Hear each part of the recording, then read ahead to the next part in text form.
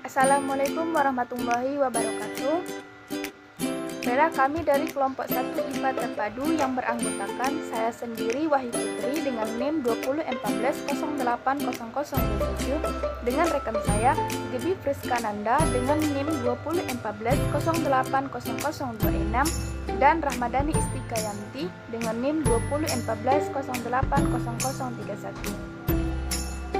Bella, di sini kami akan menerapkan metode pembelajaran dengan menggunakan model keterpaduan connected atau terhubung, merupakan model keterpaduan interbidang studi. Model ini secara nyata mengorganisasikan atau mengintegrasikan satu konsep, keterampilan, atau kemampuan yang dikembangkan dalam satu pokok bahasan atau sub pokok bahasan yang berkaitan dengan konsep, keterampilan, atau kemampuan pada pokok bahasan atau sub pokok bahasan lain dalam satu bidang studi. Dengan kata lain, pembelajaran terpadu model connected adalah pembelajaran yang dilakukan dengan mengaitkan satu pokok bahasan dengan pokok bahasan berikutnya dan mengaitkan satu konsep dengan konsep lainnya. Jadi di sini kami akan menerapkan model keterpaduan connected dengan judul variasi keterpaduan antar bidang IPA.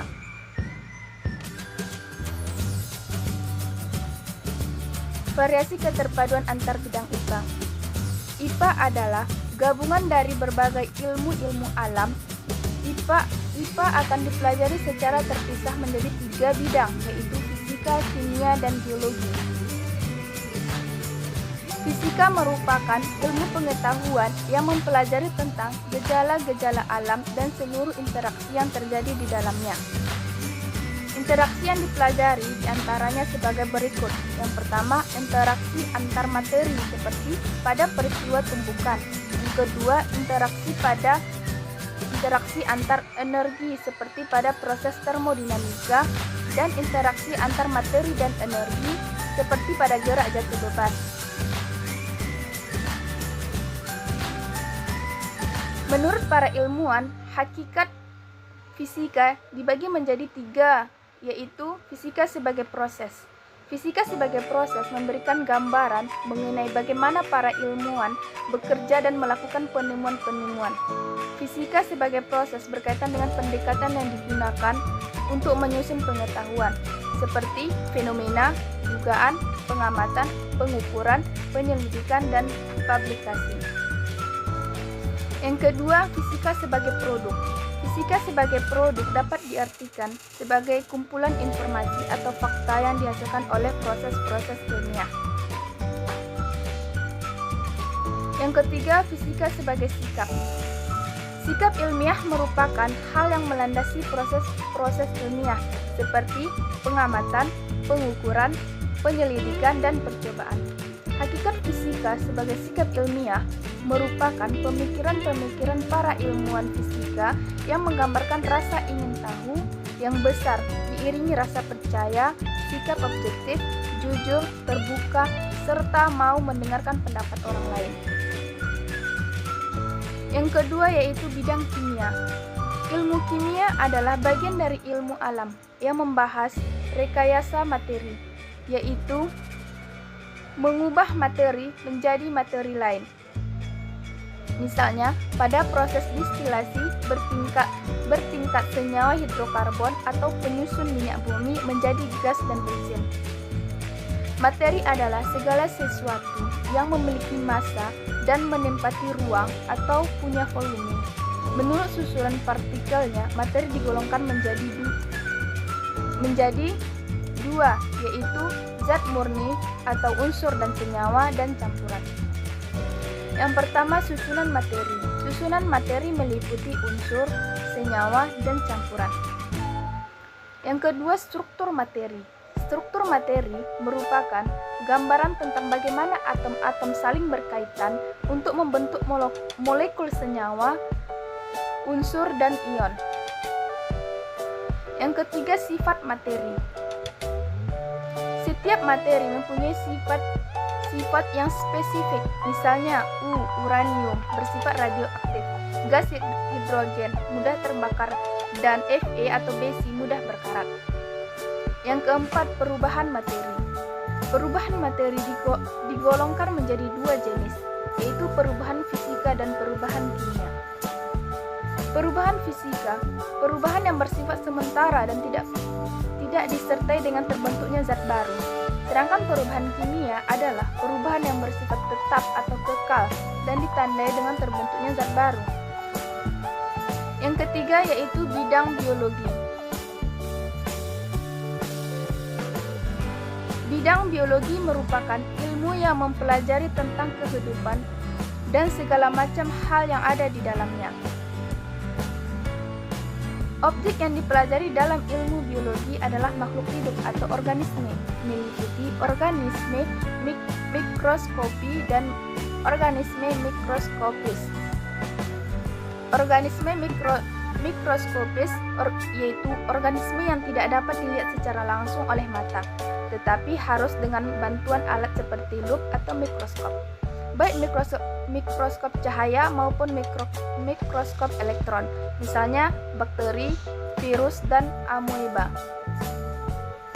Yang kedua yaitu organisme mikroskopis, organisme yang dapat dilihat secara langsung oleh mata atau kasat mata, misalnya manusia, tumbuhan, dan hewan.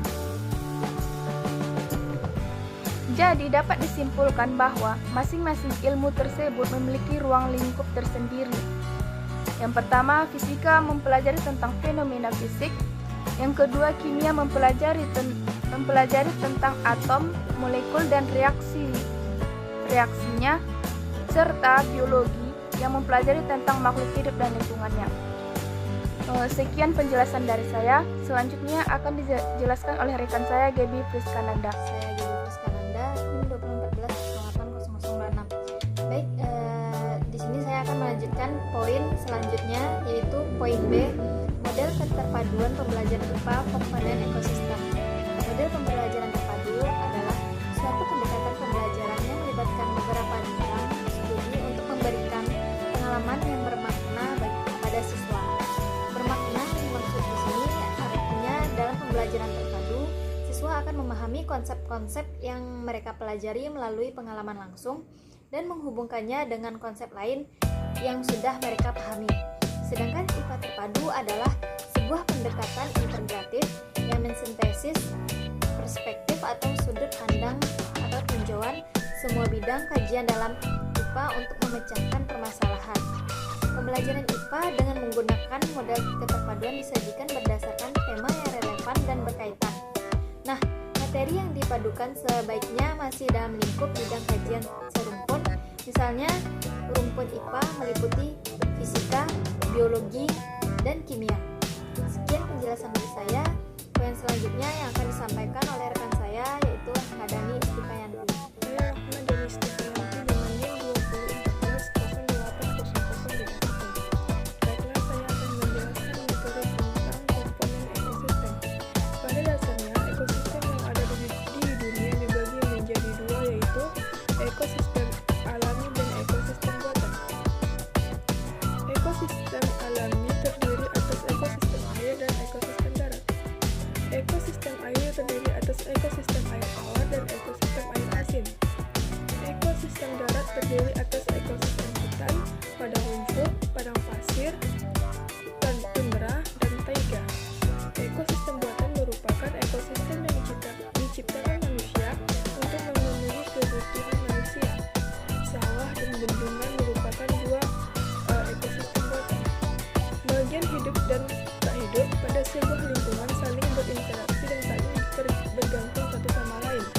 Interaksi antara makhluk hidup dan benda-benda tak hidup pada sebuah lingkungan disebut ekosistem. Ekosistem tersusun atas individu, populasi, dan komunitas. Lingkungan adalah segala sesuatu yang berada di sekitar makhluk hidup. Sebuah lingkungan terdiri atas bagian hidup atau biotik dan bagian tak hidup abiotik. Bagian yang hidup di sebuah lingkungan terdiri atas tumbuhan, hewan, dan makhluk hidup lainnya. Bagian tak hidup terdiri atas cahaya, matahari, air, udara, dan lainnya. Sedangkan individu makhluk hidup hidup tunggal, semisalnya seekor kambing atau seekor burung dan sebuah pohon cemara. Tempat individu tunggal disebut habitat. Selanjutnya yaitu populasi adalah kumpulan individu sejenis yang menempati suatu daerah tertentu.